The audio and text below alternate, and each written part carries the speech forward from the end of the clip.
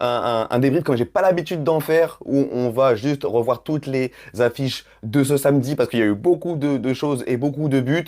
Évidemment, vous mettez votre gros like, votre commentaire pour donner de la force, aider au référencement. Et nous, on est parti, let's go!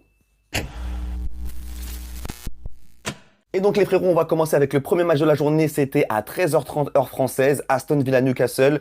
Sur le papier, c'est le match la plus belle affiche en fait. Deux équipes très similaires en plus avec à peu près le même plan de jeu, un jeu très direct, des blocs médians, ça joue en transition. Deux équipes qui ont aussi le même objectif en fin de saison, ça vise le top 4. Donc vraiment, on avait beaucoup de similitudes entre ces deux équipes-là. Bah, c'était le match le plus éteint. Voilà, c'était le match le plus éteint de la journée. C'était incroyablement nul. 0-0, match nul au sens propre et figuré. Qu'est-ce que je peux ressortir de ce match-là? Honnêtement, ouais, Bizot c'était fort, le gardien de Villa, là, Bizot c'était fort, c'était fort. Camara c'était fort aussi, Onana. En fait, le problème qu'a Aston Villa, c'est que Aston Villa joue un football à l'ancienne. C'est-à-dire que quand tu regardes leurs ailes, ils n'ont pas d'ailier. Ils jouent sans ailier. Quand tu as Camara, Onana, Tillmans et McGinn, oui, c'est quatre milieux de terrain d'une qualité incroyable. Mais il y en a un des trois qui est sur le banc. Il y en a un des trois qui doit être sur le banc, les frérots. En fait, là, tu joues avec une espèce de 4-4-2 bizarre. Même Roger, c'est pas un ailier. Même Roger, c'est pas un... En fait, t'as pas d'ailier dans cette équipe-là. Et c'est trop bizarre. À chaque fois que t'as McGinn qui touche le ballon côté droit du terrain, il n'y a pas de capacité en 1v1. Il dribble pas. Ça revient en arrière, ça refait un tour, etc. Alors que si tu avais un ailier dribbleur, comme tu as pu avoir avec Lon Bailey ou Moussa Diaby avant, et ben là, il se passe quelque chose sur les ailes. Là, il se passe rien. Donc, il y a vraiment une espèce de d'impuissance au niveau des ailes à Villa et t'as pas l'impression qu'ils ont l'air d'être gênés en fait, c'est leur jeu, ok, mais Emery, frérot, par contre, pour moi, ça va pas trop le faire, quoi, ce système-là. Faudrait mettre par exemple, je sais pas moi, tu mets Onana sur le banc, tu mets un midfield three avec Camara, Tillmans, McGinn, voilà, et après tu fous des ailiers sur le côté, frère. À un moment donné, ça y est aussi, ils nous fatiguent. Et de l'autre côté, on avait Newcastle qui, eux, ont des ailiers, Elanga, Barnes, etc. Gordon, bah du coup, sans Isaac, Gordon était plus dans un rôle axial, quoique encore, il a pas trop touché le ballon dans l'axe finalement. C'était un peu bizarre leur formation. Donc, ils ont réussi à faire un match correct, mais globalement, c'était un match éteint, comme on l'a dit. Ensuite, Brighton-Fulham. Brighton-Fulham, c'est un match typique Première Ligue, c'est-à-dire que, en fait, deux équipes de qualité, des bons joueurs partout. Vanek qui continue sur sa lancée de l'année dernière, il fait vraiment une top saison l'année dernière, et là, il reprend bien. Qu'est-ce que je peux dire aussi de ce match-là? Toujours Wiffer, latéral droit, bon, il a l'air de s'y faire, mais c'est quand même dommage, c'est du gâchis. Mais il y a du monde au milieu de terrain à Brighton. Et côté Fulham, il y avait de la qualité collective, hein. Tu ressentais que c'est pas une équipe nulle, hein. Fulham, clairement, c'est pas une équipe nulle. Le petit, il me semble que c'est Joshua King. Il me semble que c'est Joshua King. Waouh. Ouais, le petit Joshua King, là, lui, c'est très fort. Il a que 18 ans, il me semble, 17 ou 18 ans. Et lui, il a un petit potentiel sympathique. Tu sens ça. Après, il y a quand même des manquements, hein, des lacunes, hein, dans les deux équipes, surtout à Fulham. Mais il y a quand même des bons joueurs. Il y a quand même des bons joueurs. Il est où, Robertson? Ok, il est... Robinson, pardon. Il est blessé. Ok. Mais ouais, c'était un match intéressant. Il me semble que Fulham, ouais, marque à la toute fin. Ah ouais, vraiment à la toute fin du match. Donc, c'est un peu cruel pour Brighton, mais dans le match, est-ce qu'ils ont dominé plus que ça? Ouais, c'était du 50-50 au niveau des frappes, des XG, quand même plus de XG pour Brighton. Donc non, c'était quand même assez équilibré, on va pas se mentir. Mais écoutez, ça finit sur un 1 partout. Et là, les amis, Sunderland-West Ham, ça c'est la grosse claque. Ça c'est la grosse claque. Sunderland, tout le monde se posait la question, ça va donner quoi? Et moi, je vous dis la vérité, j'étais pas forcément très hypé ou très serein par rapport à leur performance en Première Ligue. Mais là, en fait, le truc c'est quoi? C'est que j'ai l'impression que West Ham, ça va être une des pires équipes de PL cette saison. Là, aujourd'hui, il y a eu des scores.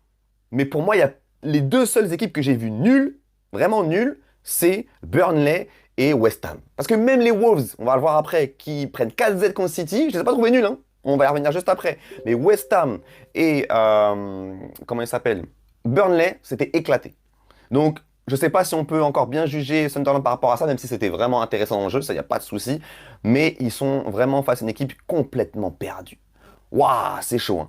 C'est chaud. Aussi à voir, hein, parce que Mayenda, titulaire, marque. Isidore, qui rentre, marque, sachant que c'est le meilleur buteur de Sunderland l'année dernière. Lui, là, T'es dans un bourbier, mon pote. Marc Guiou. En fait, Chelsea a prêté Marc Guiou en pensant que c'était un bon plan, mais en fait, pas du tout. Il est troisième attaquant. Et oh là là, ouais, moi je suis inquiet, hein. Ça sent le rappel en janvier, hein. Ça, je vous le dis direct. Ça sent le rappel en janvier. Ensuite, les amis, on peut voir qu'on était ouais, donc sur Tottenham-Burnley. Alors, Kudus et Richarlison, ce duo. Waouh! Mais Kudus, en fait, moi j'ai tweeté sur Kudus. Je vous ai dit, quand il signe à Tottenham, je dis, hey, si Tottenham joue au ballon, Kudus, vous allez voir sa pleine puissance. Il est trop fort, Kudus, en fait. Mais ça, on le sait depuis. On le sait depuis. C'est pour ça, moi, je le veux à Chelsea depuis. Il est impossible de lui prendre le ballon au type. Impossible. Non, c'est trop fort. C'est trop fort. Richarlison, c'est le match de sa vie. Je trouve qu'il est éclaté hein, comme footballeur, Richarlison. Mais là, il met 2 buts. Waouh, c'est dur à mettre. C'est dur à mettre. Donc, ce duo, Richarlison-Kudus, c'est fort. Johnson, c'était un bon match aussi. Spence-Poro. En fait, la défense, là même. Moi, j'aime beaucoup la défense de Tottenham, hein. Spence, Van de Ven, Romero, Poro, c'est fort. On l'a vu contre le PSG, franchement, ça fait un match solide, je trouve. Et là, dans ce match-là aussi, c'est carré, c'est technique, ça court vite. On a vu. Non, il y a une vraie équipe. Il y a une vraie équipe. Le fait que Gray soit titulaire aussi devant Palinha, devant Bissouma, est-ce que c'est un message? Est-ce que bon. Ou est-ce que ça fait tourner parce que ça joue en semaine? On ne sait pas. Mais en tout cas, non, tu as un effectif, tu as des joueurs clés. T'as peut-être Eze et Savigno qui arrivent. Attention aux Spurs. Attention aux Spurs. Et spoiler pour ma vidéo prédiction du classement de la PL. Burnley, c'est 20e, frère. Ça y est, ça, il me fatigue. Burnley, ils sont éteints, frère. Tu prends Kyle Walker en 2025, frérot. Tu t'attends à quoi? Kyle Walker en 2025, tu crois que tu vas. Lui, tu l'as pris pour le vestiaire, mais laisse-le dans le vestiaire dans ce cas-là. C'est un truc de ouf. Et on va finir avec Wolves City. Et comme je l'ai dit, Wolves City, les gars. Les Wolves n'ont pas été nuls. On regarde dans les stats. Et 15 tirs, les gars. Non, pardon. 9 tirs. Mais les gars, ils font 9 tirs. Bon, il n'y a pas beaucoup de XG, mais moi, je les ai trouvés dangereux. Je les ai trouvés dangereux, en fait, les Wolves. Ils ont eu des moments, ils ont des séquences hyper intéressantes. Tu voyais de la qualité individuelle aussi. Donc là, ils sont tombés contre un City qui était... frère, City, ils sont là pour tout arracher, eux, frère. Regarde-moi ça, là, frère. Ils sont là pour tout arracher. Mais en fait, là, Pep, il va être dans un gros problème. Parce que Pep, là, il est arrivé dans un délire où il a un effectif où tout le monde est fort. Il n'y a plus de joueurs dans son effectif, il n'y a plus de Badiachil. Dans son effectif, il n'y a plus de Moudric. Tu sais, les joueurs où tu as un bon effectif, mais il y a des joueurs, tu sais qu'ils sont moins forts. Dans son effectif, là, il n'y a que des footballeurs de qualité.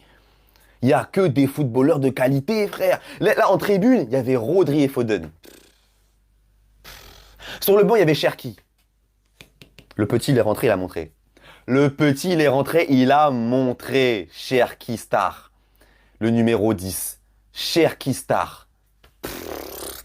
Tijani Reinders. En fait, Tijani Reinders, quand je le vois jouer dans le rôle dans lequel il est, je me dis, mais en fait, nous, on fait du cinéma pour Declan Rice. Nous on est là, tu sais, on est PL centré. Dans ce rôle de box-to-box, là, on est là, on fait du boucan pour Declan Rice. Mais est-ce que, en fait, Tijani Reinders, il n'est pas plus fort que Declan Rice? Conclusion hâtive, les gars, me tapez pas. Conclusion hâtive de première journée. Évidemment, on verra sur le long terme. Mais en fait, quand tu vois jouer Reinders, c'est trop. C'est trop. Son match, là, SofaScore lui met 7,9. Et son match, c'est 9. Trop fort. Premier but, passe clé de ouf, après élimination, etc. Après, il marque. Après, passe D. Son match là, c'est une masterclass. Est-ce que pour l'instant c'est l'homme du week-end? Je sais pas. Mais tu vois, Ekitike, Semenyo, Reinders, Richarlison qui met un très beau doublé. Tu vois, c'est les mecs, ils sont là, ils te font des week-ends. Waouh! Mais Reinders là, il est dans les... Reinders, c'est trop. C'est trop. Moi, je l'imagine là, quand j'imagine